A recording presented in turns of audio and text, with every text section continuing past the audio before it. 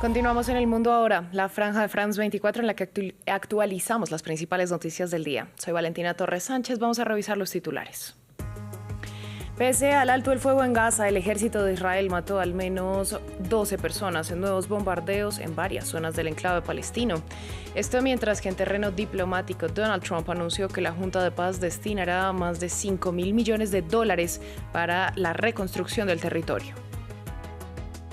Finalizó la conferencia de seguridad de Múnich con las relaciones transatlánticas y la guerra en Ucrania en el centro de la agenda. La jefa de la diplomacia europea señaló que los países de la Unión no están listos para dar una fecha de ingreso a Ucrania. Y en Ucrania, la Oficina Anticorrupción informó que fue detenido el exministro de Energía German Halushenko por su presunta implicación en el escándalo de corrupción en el sector energético. Fue uno de los funcionarios que renunció luego de que el año pasado se revelara una trama de blanqueo masivo de capitales.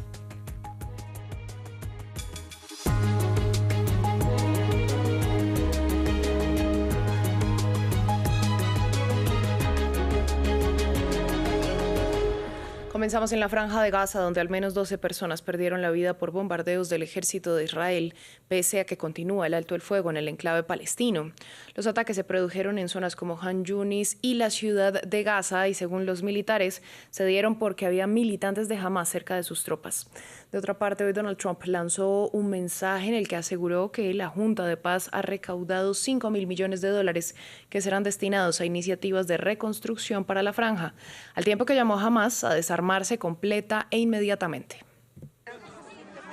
Los familiares en duelo lamentan la pérdida de sus seres queridos asesinados en otra ola de ataques israelíes.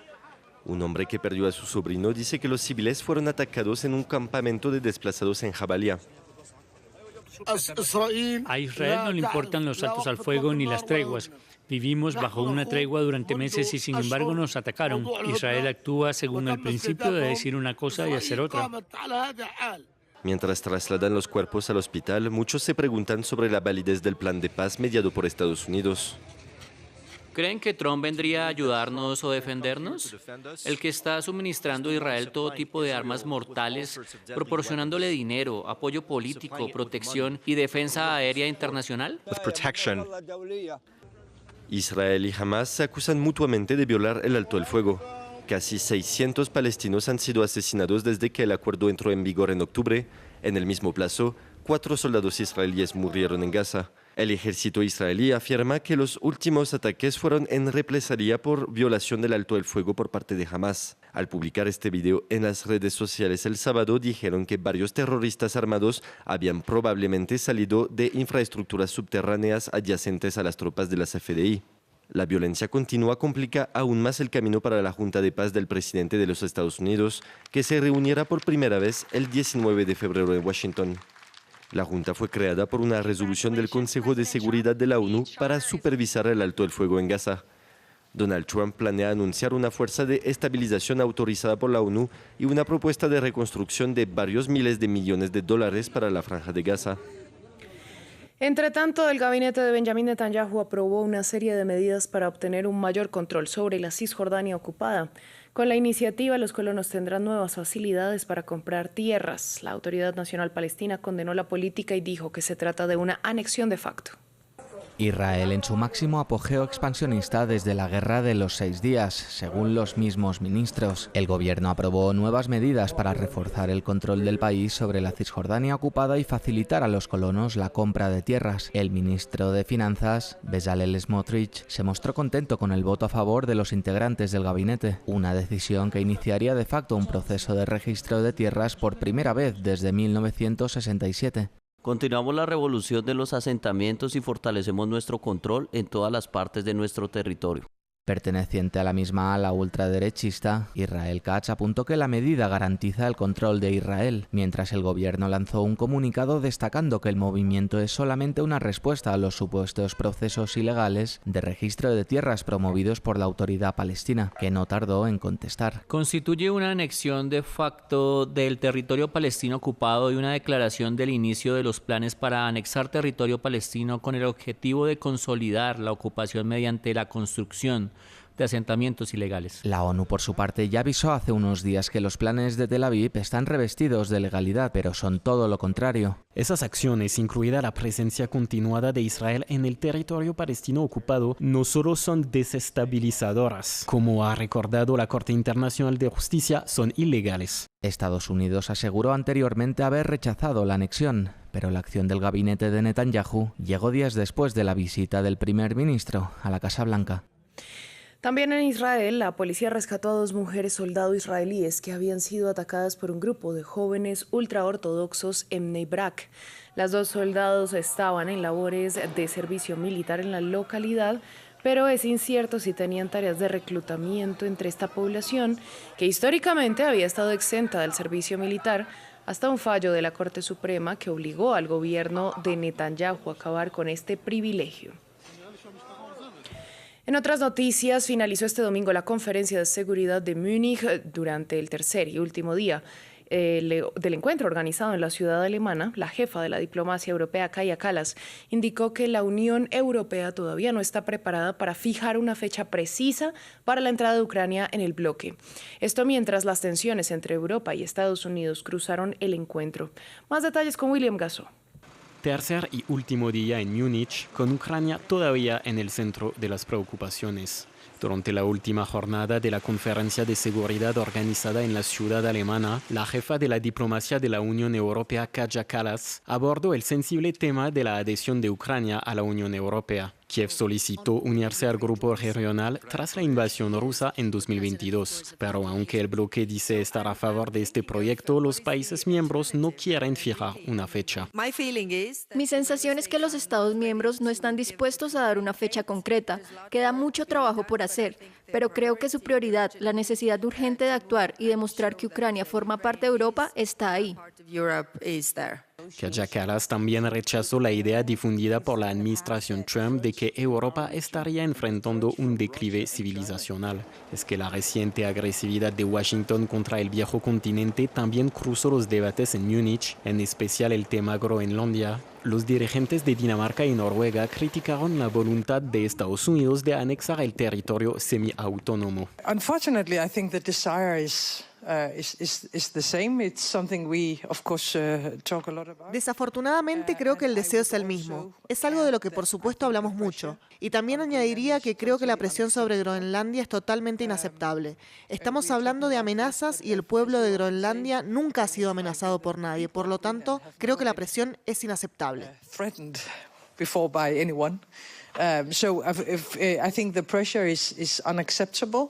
Aunque Groenlandia constituye una línea roja, los dirigentes europeos también enfatizaron en la necesidad de no romper los vínculos entre el continente y Estados Unidos, una voluntad también expresada ayer en Múnich por el secretario de Estado estadounidense Marco Rubio.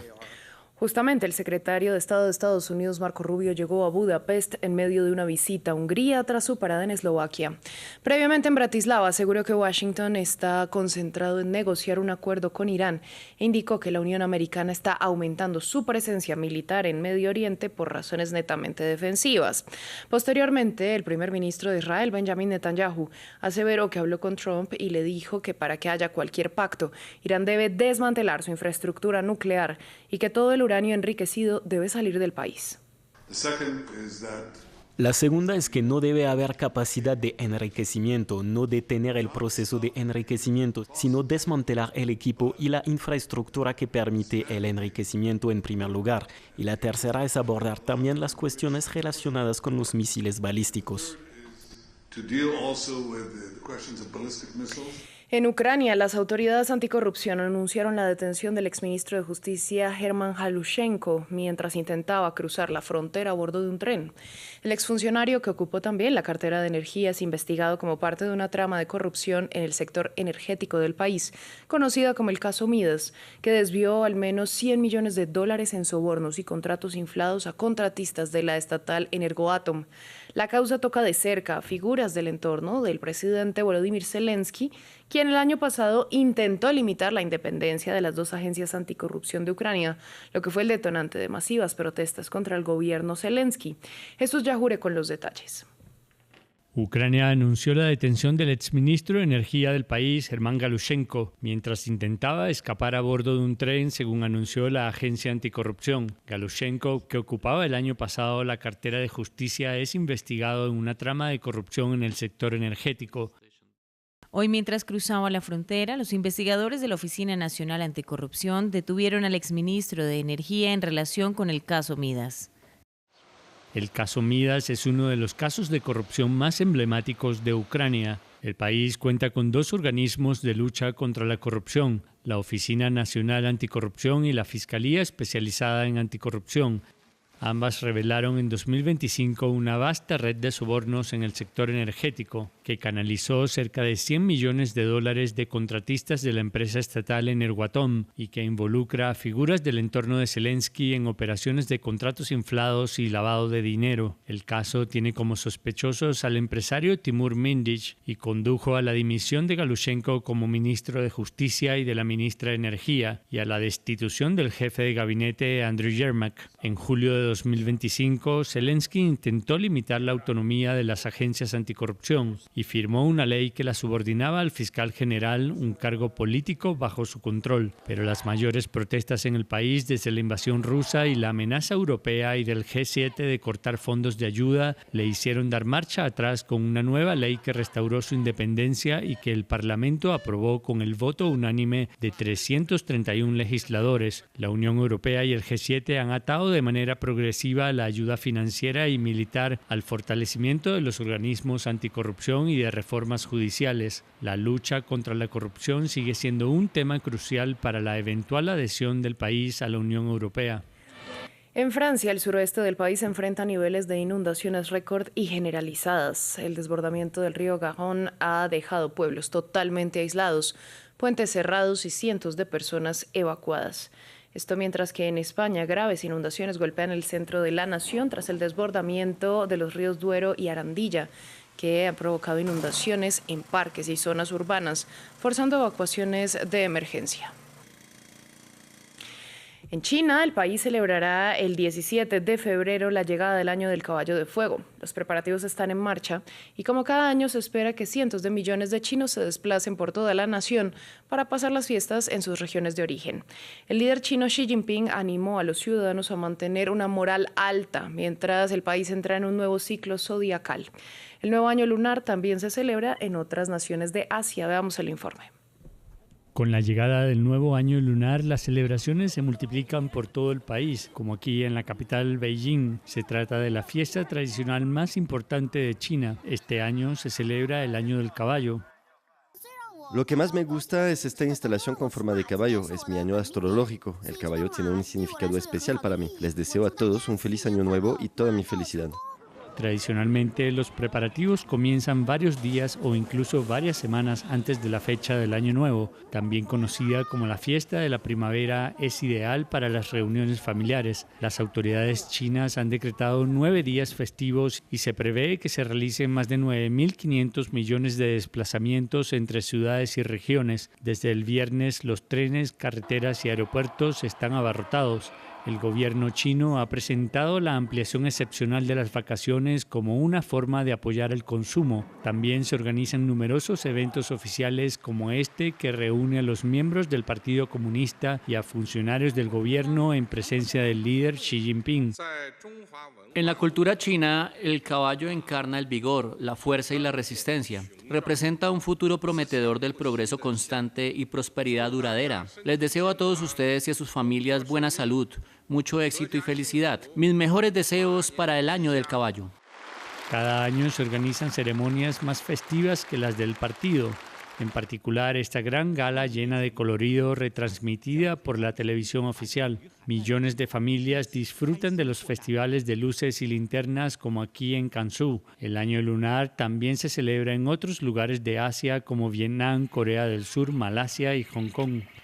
Así llegamos al final de esta emisión de Noticias en France 24. A ustedes les agradecemos su sintonía y les recordamos que pueden ampliar todo nuestro contenido en la web france24.com y seguirnos en nuestras redes sociales. Quédense que volvemos en unos momentos.